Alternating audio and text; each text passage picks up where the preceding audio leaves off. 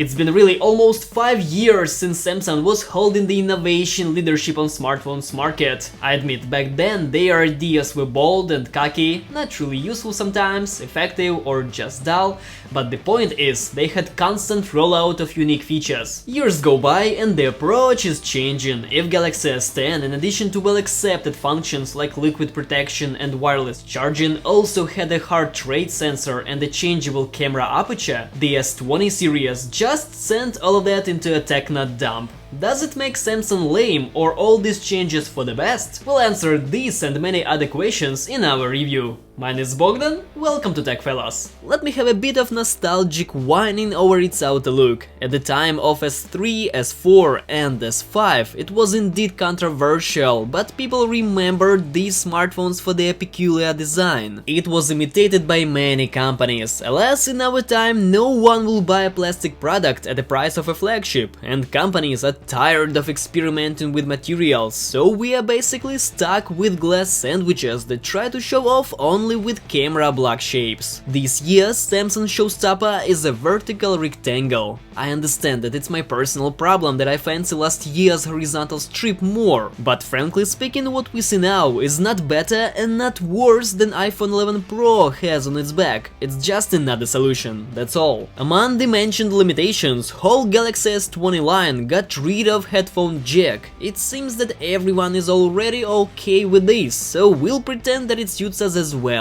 But indeed, nah, not really, it's still the saddest news of modern age. You won't find infrared port, optic heart rate sensor and even telephoto lens is out now. Samsung in 2020, who would ever guess? Another just no reason thing for Samsung to get rid of is a range of color solutions that I found pretty exciting in S10 and in Note 10. That Galaxy S20 Plus, as you probably noticed, is simply black. The line offers red and blue options, but this is not even close to what we saw before. That's sad. In any case, 70% of people just wouldn't care about it, because the smartphone will most likely to be in cover. By the way, we've got a huge package of original accessories and we'll make a separate video about them. Well, and one line to the guys and lasses that prefer to throw their naked phone in pockets or bags full of crap. Every scratch has its value after all. What I'm certainly won't be missing about is curved edges of the screen. This year they're not completely removed, but gladly are made less knuckled to make me almost happy. The keyword here is almost, as color distortion on the sides is still noticeable. I hope this is a passing by decision and next year the screen will become completely flat simply because it's more convenient and handy. Honestly, the time when waterfall screens were among goodies for swaggering is now in the past. Speaking about the screen, DisplayMate certainly has a huge boner on it, but from the point of person who simply doesn't care about all that margin and scores, well, the screen is a screen. Surprising fact runs around PWM, and what's surprising about it? Not only because everyone now is using DC dimming, even Chinese to the last Pixel phones, but also because Galaxy A51 and A71 models have the brightness adjusting with current control turned on by default. As you see, nothing like that is included in flagship series. Will this misunderstanding in drivers be changed in upcoming updates? Hoping for the best. The picture on the screen can be both more saturated and closer to LCD classics. Good news, Samsung finally brought an increased refresh rate. You can switch to 120Hz only with virtual display resolution Full HD Plus and lower. It is done specifically for...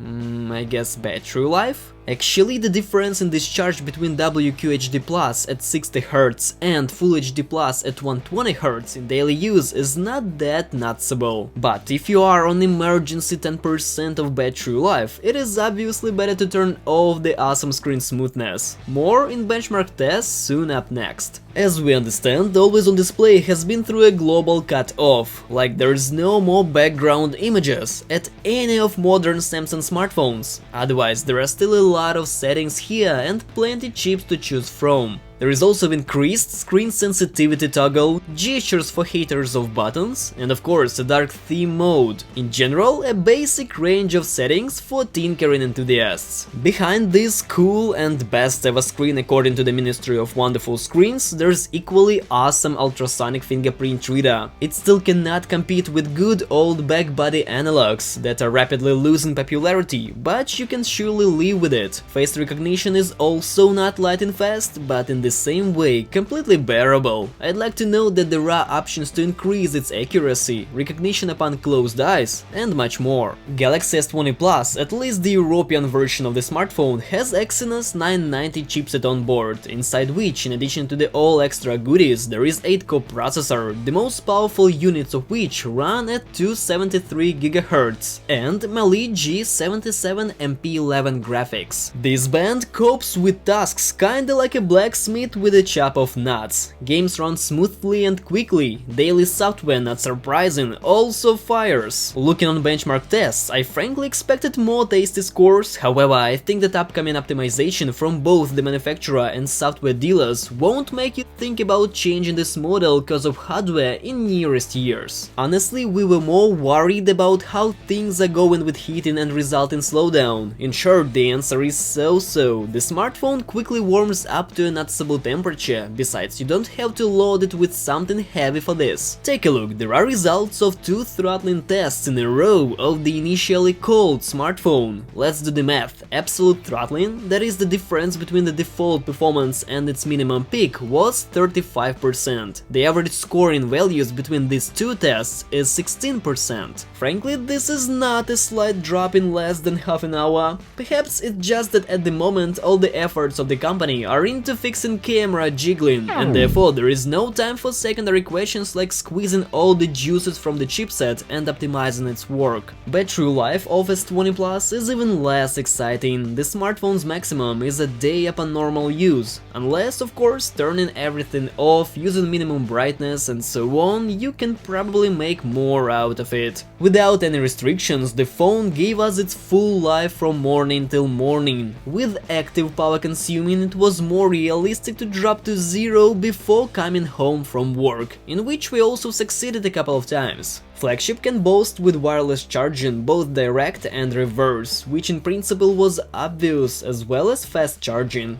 but the fact that the latter one can be turned off in software is definitely nice. Now the haters of quick charge can swing even more about the fact that they will kill the battery slower and that it is not necessary to use 5-watt charger constantly. Well, now finally let's talk about cameras. Every year they are the main coolness measure of flagships, cause people become less surprised of fast hardware and keep being distracted from thoughts about increasing battery life. In 2020, Samsung made a strong-willed decision and removed telephoto lens. That actually was not a big deal, at least for me. What we've got instead is 64-megapixel wide-angle unit with an aperture f2.0. This one fills in 12-megapixel main camera with a similar viewing angle and aperture f1.8. Basically, we get kinda telephoto shots taken from cropped frames of 64-megapixel lens. Honestly, such solution is much greater than just zooming with telephoto, since close-up pictures still have an amazing digital stabilization. More examples and a bite of 8K video are coming right away. Let's see the pics side by side and compare. There is a difference in sharpness, whereas on 12-megapixel photos you start seeing a battle of pixels, 64-megapixel lens opens up some new details. However, this is clearly noticeable only in selected cases. There is no need to shoot on the super megapixel camera all the time, at least because the background here has weak blurring due to the smaller aperture, and you can easily lose sight of the real benefit. Also, this module and autofocus are somehow not the best friends, and therefore it is very difficult to take close-ups of plants in the wind, for example. This is ought to be fixed with updates, but alas, now it's far away from ideal, so looking forward. start. The 8K video shooting must have been the strongest PR crap of Samsung. The clips indeed look extremely sharp, but purely due to resolution. Alas, this is the only trump card here. There is no tracking autofocus, some issues with focusing as I mentioned before, and the frame rate of 24 FPS makes everything only opposite to respectful. You can take some static objects in this mode and it will look almost normal, but as soon as you start moving,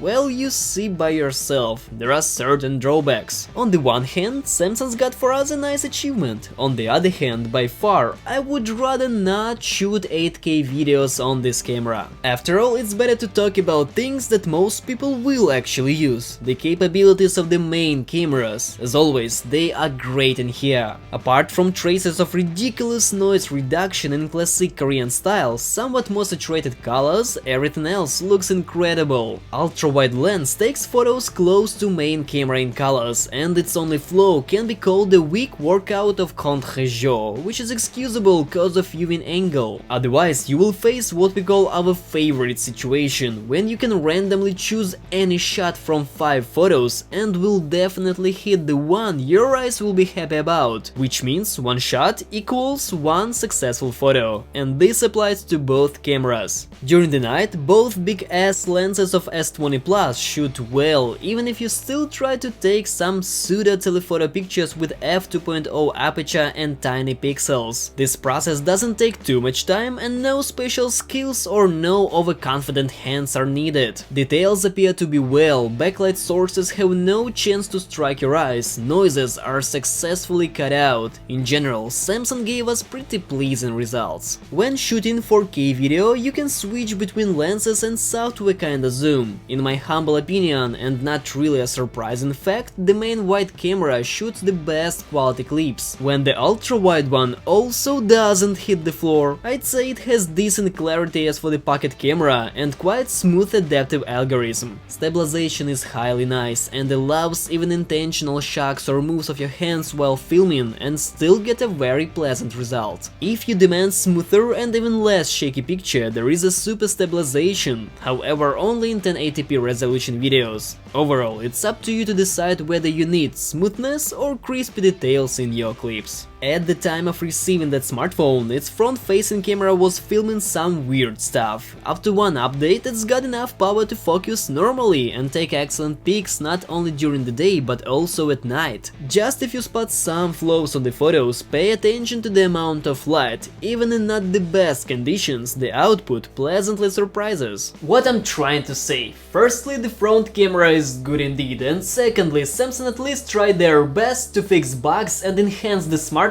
that alas is already on sale. I am sure that after more updates, S20 Plus will be shooting even better. Final word before the conclusions is about speakers. Both multimedia one and the front-facing speaker are active. In front, the volume amount is noticeably lower, but together they scream very loud. Speaking of quality, as for the mobile acoustics, it's nice, but at close range and maximum volume you can hear how badly the driver rattles inside, and therefore to achieve more pleasant sound, I'd recommend to lower the volume. Summarizing the stuff, Galaxy S line is getting closer to people, and this unfortunately doesn't concern the price, but I'm speaking about what we actually get for this price. Samsung removed all the small, less interesting features from the flagship series, and what was left has got an improvement with potentially more important and definitely more attractive things. After all, not every in-store guy understands why f1.5 and f2.4 in the same camera is the great decision. However, to tell what's the difference between 64 megapixels and 12 is a child's play. Frankly, I like these tactics of making things simpler. It may end up creating a perfect product, which won't make people feel that they are sending the money down the toilet.